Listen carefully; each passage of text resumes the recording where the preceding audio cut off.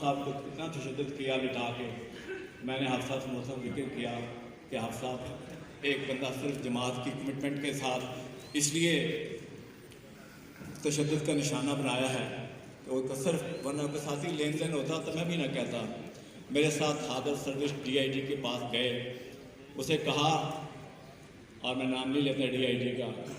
کہ D I جی صاحب آپ کے بس کی بات نہیں ہے مونس لائی اور پرویز لائی کو فیس کرنا، مجھے اپنے کارکن کا تحریک کے سید بادشاہ کے آزاد میں کچھ خوبصورت الفاظ اظہار کریں۔ اتنا رویا وہ فرد، پنجابی میں کہنے پپکے مار کے رویا، اور سید محترم کو خراج عقیدت جس طرح ان کی محبت کی اس کو پیش کیا۔ تو بعد میں منور حسن صاحب تشریف لائے، کہنے لگے حافظ صاحب آپ نے تو شام غریبہ منا دی، میں تو دنیا سے نہیں گیا ابھی، میں تو جماعت سے فارغ ہوں، کراچی منتقل ہو رہا ہوں۔ اور سچی بات یہ ہے کہ میں جب محسوس کرتا ہوں کہ میری زندگی کو بدلنے میں، اس کو سنوارنے میں جو حصہ محترم حافظ صاحب کا ہے وہ شاید کسی اور کا نہ ہو، تو وہ حافظ سلمان ہی تھا جو ہمیں حوصلہ دیتا تھا، وہ ہمیں کھڑا رکھتا تھا، وہ ہمیں جرأت اور دلیری سکھاتا تھا۔ کبھی کشتی ڈگمگاتی تھی، کبھی چکولے کھاتی تھی، لیکن استقامت اپنی جگہ پر موجود تھی۔ وہ کوئی اسٹوڈنٹ لیڈر، وہ جمعیت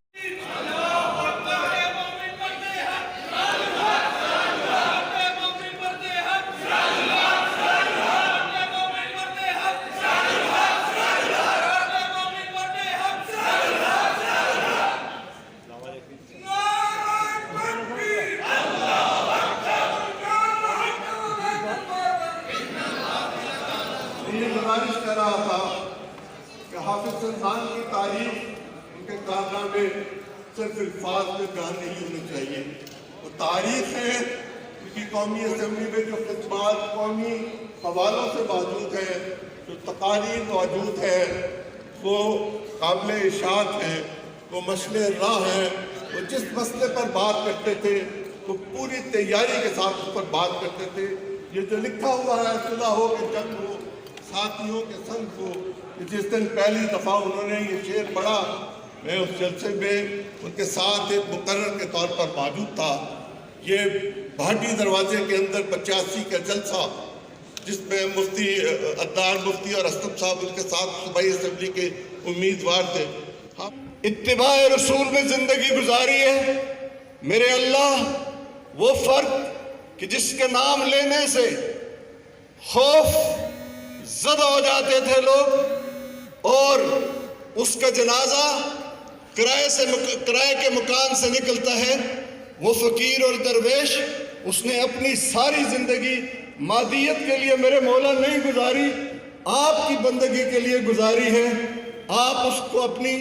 سایہ رحمت میں جگہ عطا فرمائیں، اپنی سایہ عاطفت میں جگہ عطا فرمائیں،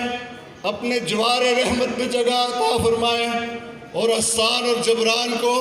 حافظ سلمان کی صورت عطا فرمائیں۔ میرے اللہ ہماری دعا کو قبول فرمائیں۔ سید مودودی علیہ رحمہ نے جو ہیرے تراشے ہیں، یا سید مودودی علیہ رحمہ نے جو انسان تصنیف کیے ہیں، ان تصنیفات میں سے سب سے قیمتی اور بہترین تصنیف کا نام حافظ سلمان بٹ ہے، کہ جو سید مودودی علیہ رحمہ نے تیار کیے اور اس معاشرے کو دیے۔ مزدوروں کی نمائندگی بھی کرتے رہے، ریلوے کی نمائندگی بھی کرتے رہے، لیکن اسلامی جمعیت طلبہ وہ اجتماعیت ہے کہ جس کو حافظ سلمان بٹ صاحب نے اختیار کیا، اس کو اپنا اوڑھنا بچھونا بنایا، اس سے زندگی کا مقصد اور نصب العین حاصل کیا، اور اقامت دین کی جد و جہد کو اختیار کیا کہ پوری زندگی انہوں نے اقامت دین کی جد و جہد میں لگا دی۔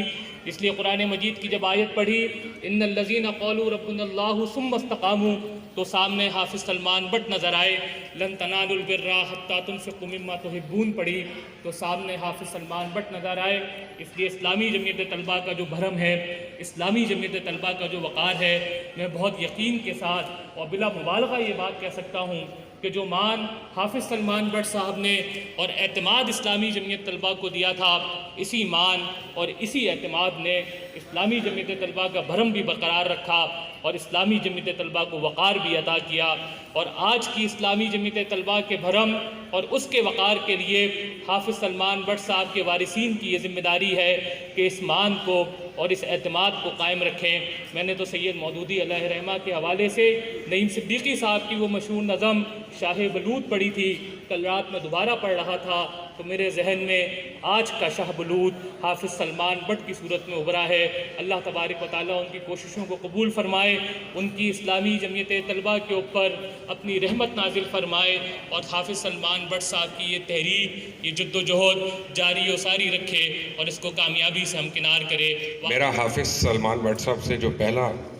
ریفرنس تھا زندگی میں،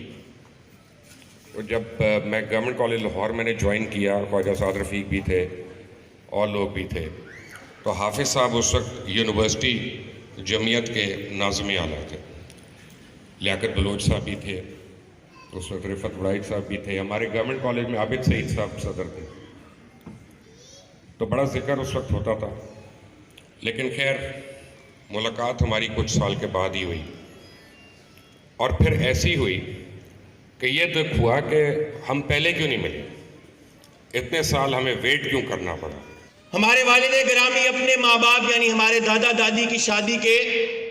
6 سال بعد پیدا ہوئے تھے،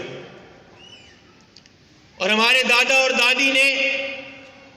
ان کے متعلق یہ فیصلہ کیا تھا، بلکہ دعا کی تھی کہ اللہ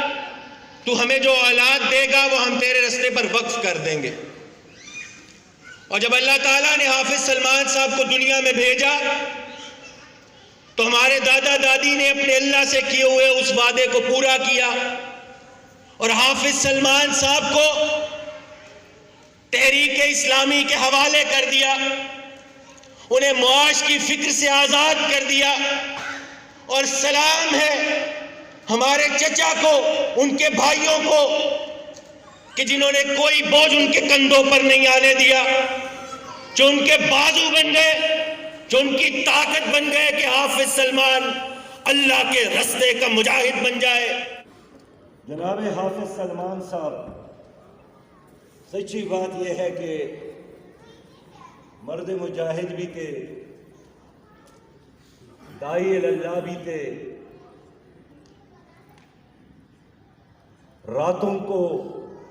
اٹھنے والا ایک تہجد گزار بھی تھے،